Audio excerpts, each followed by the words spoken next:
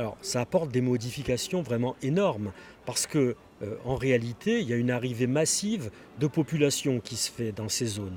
Et ces modifications, elles se font de deux manières. Premièrement, il y a une densification de l'habitat. Donc, davantage de personnes qui arrivent, les villages deviennent des petites villes, apparaissent des banlieues, etc. Et les personnes qui viennent là ont des véritables demandes. Et elles ont des demandes différentes des habitants traditionnels. Elles veulent des crèches, elles veulent des parcs de loisirs, elles veulent des transports publics plus développés, des écoles, etc. Donc des demandes spécifiques. Et après, dans un deuxième temps, il y a une modification qu'on pourrait dire sociologique de la population. C'est-à-dire que petit à petit, le ratio s'inverse et on voit remplacer au bout d'un moment des maires qui provenaient de la profession agricole par des maires néo-ruraux qui sont élus par ces nouvelles populations et donc qui vont mettre des politiques qui vont encore plus refléter les désirs de leurs habitants. Ils ne sont pas obligatoirement adaptés, mais ils s'adaptent par eux-mêmes.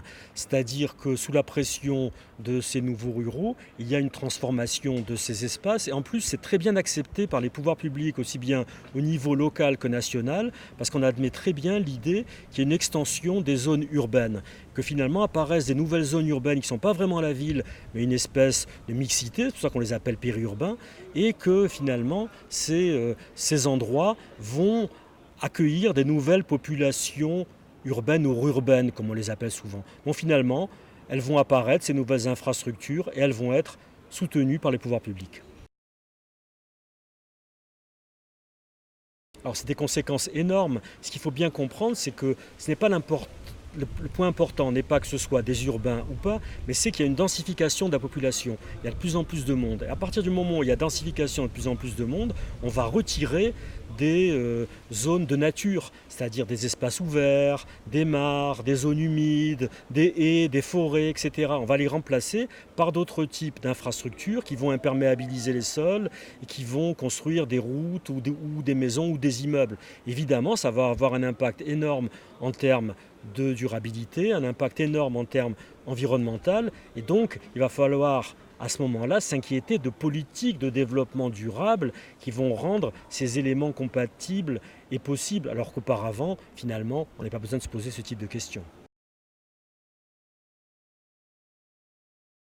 Oui, on ne peut pas empêcher la destruction, parce qu'il est impossible d'accueillir de nouvelles populations sans convertir des terres agricoles, naturelles ou des forêts et en faire des immeubles, des routes, des voies ferrées, etc. Ça, c'est impossible. Par contre, il peut y avoir une politique concertée.